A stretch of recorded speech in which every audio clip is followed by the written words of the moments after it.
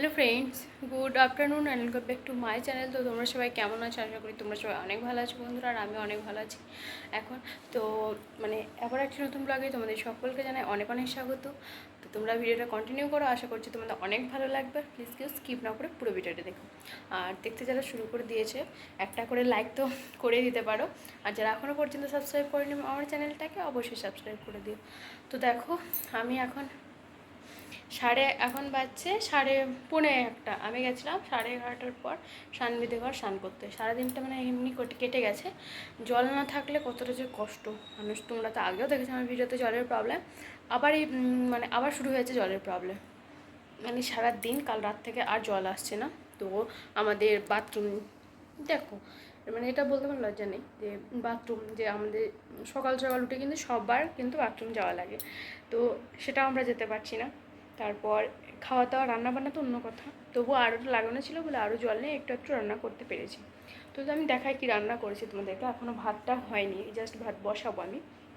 তো আমি গেছিলাম সানবিদের বাড়ি, তো ওদের বাড়িতে স্নান করে আসলাম। তো কারোর বাড়ি স্নান করতে যেতে কিন্তু খুবই খারাপ লাগে, দেখো খুবই খারাপ লাগে।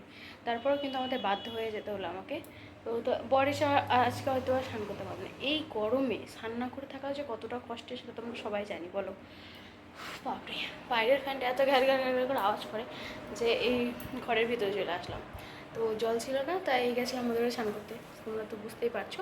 তো তারপরে এসে ওদের বাড়ি থেকে আমি এক বোতল জল এনেছি ফ্রিজে, সে বরফ জমানো, সেটা দিয়ে আমি কিছু একটা বানিয়ে খাবো। নিম্বু কি একটা এনেছে আমার বর কিনে, সেটাই খাবো। আর চলো আমি তোমাদেরকে কী রান্না করেছি না করেছি দেখাই। আর এবার আমি একটা বড় ডিসিশন নিয়েই নেবো, সবসময় এরকম ভালো লাগে না ডিসিশানটা, সত্যি না নিলে হয়তো অনেক খারাপ হয়ে যাবে। তো আমি জানাচ্ছি আমি কী ডিসিশন নিয়েছি না নিয়েছি। তো কালকে রাতে আমার ডিসিশন নেওয়া হয়ে গেছে আমি কী করবো না করবো। এখানে বানিয়েছি মুগের ডাল। চলো আমি ব্যাক ক্যামেরায় দেখাই তোমাদেরকে। আর পুরো রান্নাঘরের অবস্থা দেখো, গ্যাসে কেমন হয়েছে। তার সাথে সাথে আবার গ্যাসটা খারাপ, শেষ হয়ে গেছে আজকে। অন্য গ্যাস ভাগ্যিস অল্প একটু গ্যাস ছিল অন্য গ্যাসটায়, তাই রান্নাটা আমি এইটুকু করতে পেরেছি। তো চলো তোমরা দেখতে থাকো। ডিসিশনটা সত্যি না নিলে হয়তো বা আমাকে আবার পরে পস্তাতে হতে পারে। তো এখানে দেখো মুগের ডাল বানিয়েছি লাউ দিয়ে। এটা ফোড়নও আমি দিতে পারিনি, তেল দিয়েছি এর মধ্যে।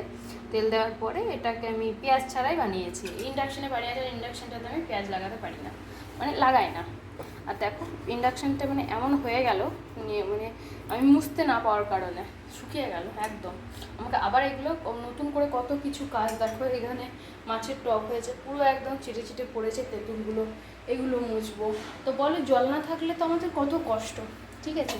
তো সেই জলটুকুর জন্য এত সমস্যা, তবু এরা একটা মোটর বসাবে না। আর উপরন্তু আমাদেরকে কি বলছে যে এক্সট্রা আরও টাকা লাগবে।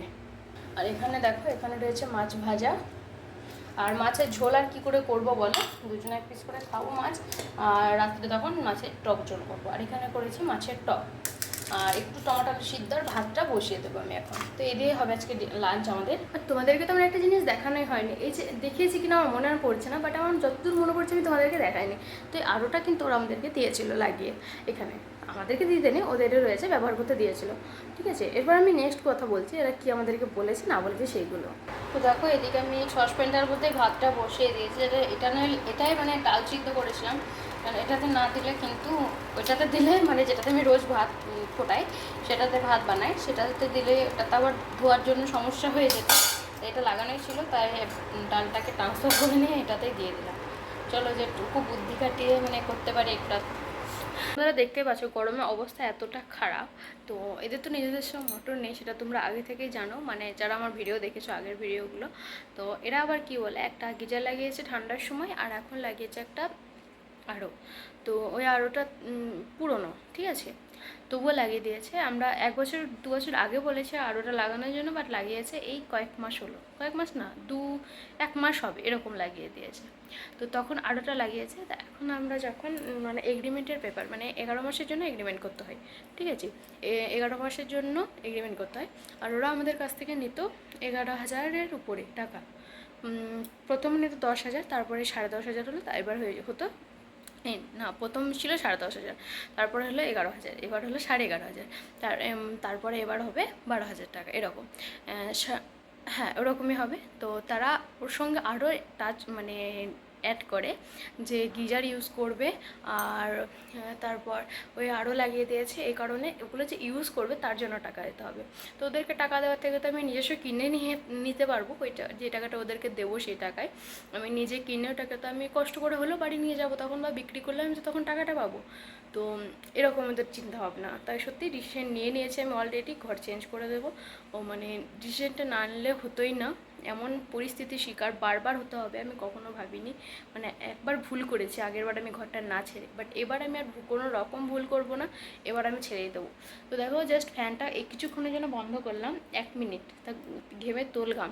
আর এর মধ্যে যদি কেউ রান্না করে থাকে তাহলে তার কতটা কষ্ট বুঝতেই পারছো। মানে আমি নিজে বুঝছি কতটা, মুখগুলোতে যেমন কালি ঝুল লাগছে না দেখে। কাল কাল রাতে আমি ফেস ওয়াশ করতে পারিনি, আজ দিনে ফেস ওয়াশ করতে পারিনি, আজকে সারা দিন মানে এই দুপুর হলো এখন জাস্ট একটু ফেস ওয়াশ করে এলাম, তবু এত ঘাম কি বলবো তোমাদেরকে। তো যাই হোক ডিসিশনটা নিয়ে নিলাম, আমি যদি কখনো যাই ওই ঘরটায় আমি অবশ্যই তোমাদের শেয়ার করবো, ঘর দেখাশোনা করি তারপর। তো চলো তখন লাঞ্চ করব, লাঞ্চের মেনু তো দেখেই নিলে আর শেয়ার করতে পারবো না। ওর সাথে একটু পাঁপড় ভাজা করে নেবো আর একটু স্যালাড নিয়ে নেবো ব্যাস, আর একটু ভুজিয়া হয়তো নেবে। এরকম করে আজকে দিনটা কাটাই, কি করব বলো। তো তোমরা কন্টিনিউ করো প্লিজ ভিডিওটা, কেউ স্কিপ না করে পুরো ভিডিওটা দেখো। তো বন্ধুরা দেখো ভাত নিয়ে চলে এসেছি, এদিকে শসা নিয়েছি আর এদিকে টমেটো আলু চোখা, এই যে ডালটা ওকে একটু তড়কাও লাগিয়ে দিয়েছি ডালের মধ্যে, হয়েছে টক। আর দেখলেই তখন আমি বানিয়েছি যেগুলো। আর মাছ ভাজাটা নিয়ে নিয়েছি 1 পিস দুজনে, আর এক জায়গাতে ভাত নিয়ে নিয়েছি, আর না প্লেটটা ধুতেও তো জল লাগবে, কত কষ্টের মধ্যে চলতে হয়। তো চলো দেখা হচ্ছে, খেয়ে দিয়ে নিই তারপর। আর মাছের টক কে কে পছন্দ করো অবশ্যই জানাবে কিন্তু কমেন্ট করে।